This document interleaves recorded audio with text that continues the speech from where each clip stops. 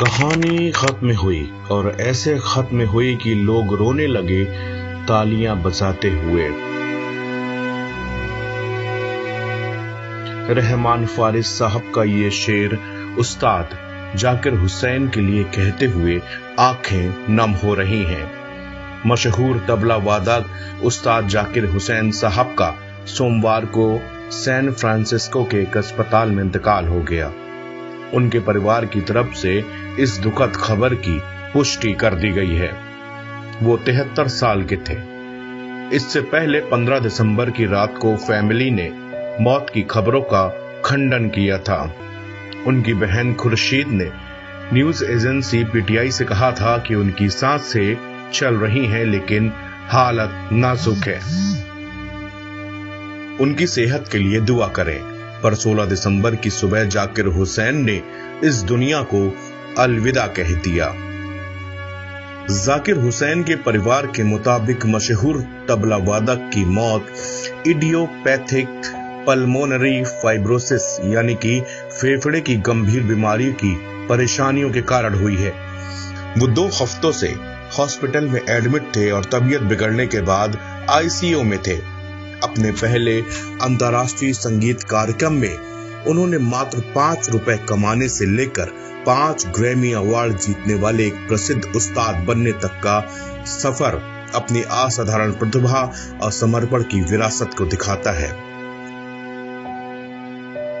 आइए आपको बताते हैं कि उस्ताद जाकिर हुसैन अपने पीछे कितनी संपत्ति छोड़कर गए हैं। बात करें जाकिर हुसैन के नेटवर्थ की तो इसके बारे में तमाम रिपोर्ट्स के मुताबिक उनकी अनुमानित नेटवर्थ करीब $1 मिलियन बताई जाती है। भारतीय रुपयों में इसकी गणना करें तो ये तकरीबन 8.48 करोड़ रुपए होती है। उनकी कमाई तबला वादन के कॉन्सर्ट के साथ ही अन्य जरियों से भी होती थी।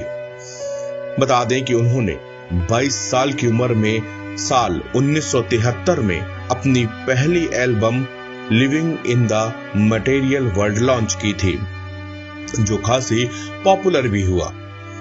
मशहूरियत का अंदाजा आप इसी से लगा सकते हैं। भारत से निकलकर उनके तबले पर थिरकती उंगलियों की गूंज एशिया, यूरोप और अमेरिका तक पहुंची।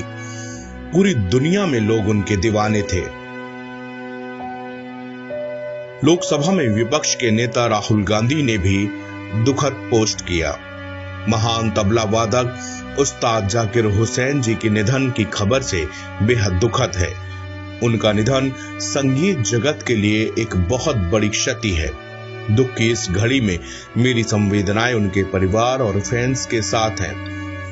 उस्ताद जाकिर हुसैन जी अपनी कला की ऐसी विरासत छोड़ गए हैं जो हमेशा हमारी यादों में जिंदा रहेगी। असम के सीएम हेमंत बिस्वा शर्मा ने भी एक्स पर दुख जताया है। संचार मंत्री ज्योतिरादित्य सिंधिया और महिंद्रा ग्रुप के चेयरमैन आनंद महिंद्रा ने भी सोशल मीडिया पर दुख व्यक्त किया है। जाकिर हुसैन का जन्म 9 मार्च 1951 को मुंबई में हुआ था। उनके पिता का नाम उस्ताद अल्लाह रखा कुरैशी था। वो भी मशहूर तबला वादक थे। उनकी मां का नाम बावी बेगम था। उन्होंने महज 11 साल की उम्र में अमेरिका में अपना पहला कॉन्सर्ट किया था। इसके बाद 1973 में अपना पहला एल्बम लॉन्च किया।